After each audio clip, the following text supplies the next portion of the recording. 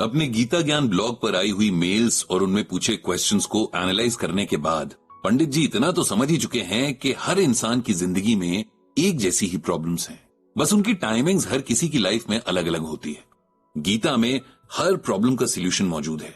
ये ना सिर्फ किसी मुश्किल से बाहर निकलने का रास्ता दिखाती है, साथ ही उस मुश्किल का रीजन भी समझाती है, ताकि अगली बार हम ऐसी किसी सिचुएशन में ना फंसें, और अगर फंस भी जाएं तो हमें पता हो कि इससे बाहर कैसे निकलना है।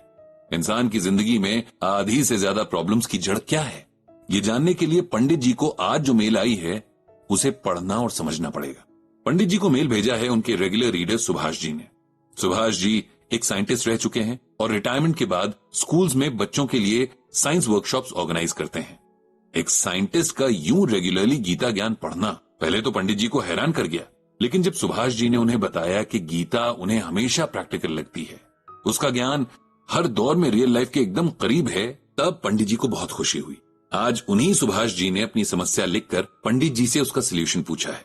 सुभाष जी ने पूरी बात कुछ इस तरह लिखकर पंडित जी को बताई है। पंडित जी नमस्कार। वैसे तो कई बार हम कमेंट्स में या मेल पर एक दूसरे से इंटरेक्ट कर चुके हैं, लेकिन वो सब गीता में कही गई बातों पर एक डिस्कशन था।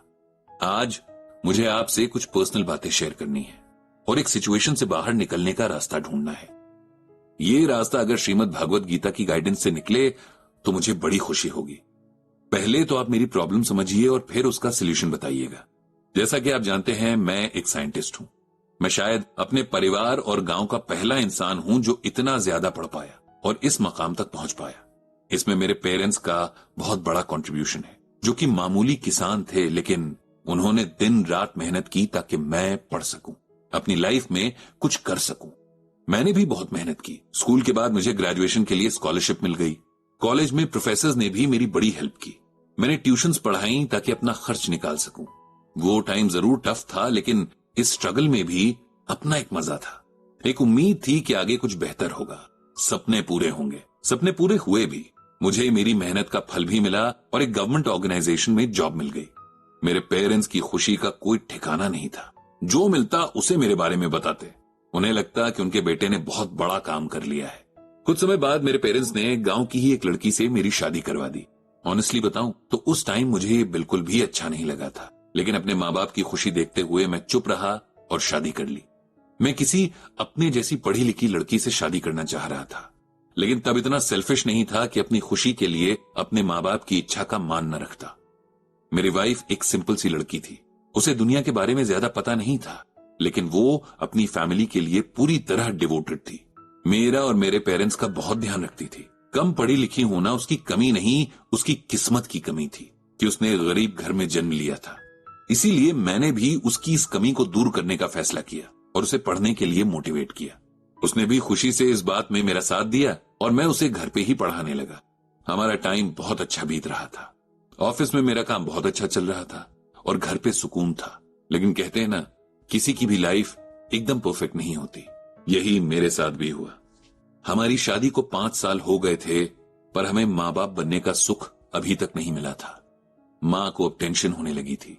मेरी वाइफ भी कुछ उदास सी रहने लगी। हमने तय किया कि अब डॉक्टर के पास जाएंगे। डॉक्टर ने हमारी प्रॉब्लम सुनने के बाद तमाम तरह के टेस्ट किए और कुछ दिन बाद रिपोर्ट्स लेने के लिए आने को कहा। ये दिन बहुत बेचैनी में बीते। जब रिपोर्ट्स आई तो पता चला कि कोई मेडिकल इशू नहीं था। ये जानने के बाद मेरी माँ ने पूजा पाठ करना शुरू कर दिया। उनको लगता था कि भगवान नाराज हैं, इसीलिए हमारे बच्चे नहीं हैं। जब तक माँ खुद पूजा पाठ कर रही थी तब तक सब ठीक था, लेकिन फिर उन्होंने हमें भी जगह जगह जाने के लिए मजबूर करना शुरू कर दिया। हम लाख समझाते कि भगवान एक ही है और सब जगह है, लेकिन माँ नहीं सुनती। उसे जो जैसा कहता वो वैसा ही करती। कोई कहता फलाने मंदिर में दर्शन करने से संतान मिलती है, तो माँ हमें लेकर उस मंदिर में चली जाती, चाहे वो कितना ही दूर क्यों ना हो। कोई कहता कि फलाना व्रत रखने से संतान मिलती है, तो वही व्रत मेरी वाइफ से रखवा देती। एक टाइम ऐसा आ गया था कि मेरी वाइफ एक हफ्ते में 3-3 व्रत रखने लगी थी। आए दिन घर में कभी हवन तो कभी कीर्तन चलता रहता। ये सब होते हुए भी 1 साल बीतने को आया, लेकिन हमें संतान नहीं मिली। मैंने तो इस बात को एक्सेप्ट भी कर लिया था कि शायद हमारी किस्मत में ये सुख नहीं है, लेकिन मेरी माँ और मेरी पत्नी इस बात को एक्सेप्ट करने को तैयार नहीं थे। इस बात को लेकर घर का माहौल खराब रहने लगा। हर वक्त एक टेंशन सी रहती। मैंने अपनी वाइफ को बहुत समझाया, उसे बताया कि कई बार कुछ गलत ना होते हुए भी हमें बहुत सारी चीजें नहीं मिल पाती। तब इंसान को प्रैक्टिकली सोचना चाहिए और उस चीज के पीछे नहीं भागना चाहिए। कोई बच्चे के अलावा भी जीवन में बहुत कुछ है जो हम कर सकते हैं। हम उन बच्चों के लिए कुछ कर सकते हैं जो अनाथ हैं, जिनका कोई नहीं है। तुम चाहो तो हम बच्चे अडॉप्ट भी कर सकते हैं, उनकी लाइफ भी बेटर हो जाएगी और हमारी लाइफ की कमी भी पूरी हो जाएगी। लेकिन मेरी माँ और मेरी पत्नी ने ये बात नहीं मानी। इस तरह एक अच्छी भली सुकून से भरी जिंदगी में हर वक्त की टेंशन घुल गई। कुछ वक्त के बाद मेरी माँ की डेथ हो गई। उनके जाने के बाद पिताजी भी बीमार रहने लगे थे। मेरी वाइफ का पूरा टाइम अब पापा की देखभाल में बीतने लगा। अब वो बाकी बातों में ध्यान नहीं दे रही थी और मुझे इस बात से अच्छा ही लग रहा था कि अब उसने अपनी किस्मत को एक्सेप्ट कर लिया है और अपना फोकस दूसरे कामों पर लगा रही है। कुछ साल बाद मेरे फादर भी गुजर गए। कुछ साल तक तो वाइफ ठीक रही, अपना टाइम पास करने के लिए गरीब बच्चों को ट्यूशन भी पढ़ाती रही और बाकी सोशल एक्टिविटीज में भी उसने खुद को इन्वॉल्व रखा। लेकिन जब से उसके घुटनों में दर्द रहना शुरू हुआ, वो घर से बाहर नहीं जा पा रही है। उसके दिमाग में फिर वही बरसों पुराना राग बजने लगा है। अब वो हर वक्त अपनी किस्मत और भगवान को दोष देती रहती है कि उसी के साथ इतना बड़ा अन्याय क्यों हुआ। पंडित जी, आप बताइए कि मैं इस कंडीशन में क्या समझाऊं जिससे वो समझ जाए और उसके मन को शांति मिले। पंडित जी ने सुभाष जी की इस प्रॉब्लम पर अच्छे से विचार किया और फिर उन्हें जवाब लिखा। सुभाष जी, आपका मेल पढ़ा और आपकी वाइफ की मेंटल कंडीशन समझने की कोशिश भी की। मैं उन्हें गलत भी नहीं ठहराऊंगा। हम सबकी कंडीशनिंग इस तरह से होती है कि हम सब ऐसी अच्छी लाइफ चाहते हैं जिसमें जरा सी भी कमी हमें बर्दाश्त नहीं होती। उस एक कमी के पीछे हम अपनी सारी ब्लेसिंग्स को, आशीर्वादों को भुला देते हैं।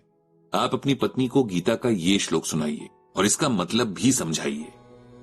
एवं ज्ञात्वा कृतम कर्म पूर्वैरपि मुमुक्षुभिः कुरु कर्मैव तस्मात् त्वं पूर्वैः पूर्वोत्तरम कृतम। इस श्लोक में भगवान श्री कृष्ण अर्जुन से कहते हैं कि हे अर्जुन, कर्तव्य कर्म अथवा निष्काम कर्म को जानकर ही पूर्व समय में हुए दिव्य पुरुषों ने इसी विधि से कर्म किया था। अब तुम भी अपने पूर्वजों के पद चिन्हों का अनुसरण करते हुए ही कर्म करो। अब हम इसे आसान भाषा में समझते हैं। भगवान कहते हैं कि हमारे साथ क्या हो रहा है, क्यों हो रहा है, इसके लिए हमारे कौन से कर्म जिम्मेदार हैं, ये सोचने में टाइम वेस्ट करना बेकार है। हमारे हाथ में हमारे अभी के कर्म हैं, जो हम कर रहे हैं या जो हम आने वाले टाइम में करेंगे। इन्हीं पर हमारा कंट्रोल भी है। जो भी महान लोग हुए हैं, उन्होंने बिना किसी फल की इच्छा से अपने सभी अच्छे कर्म किए।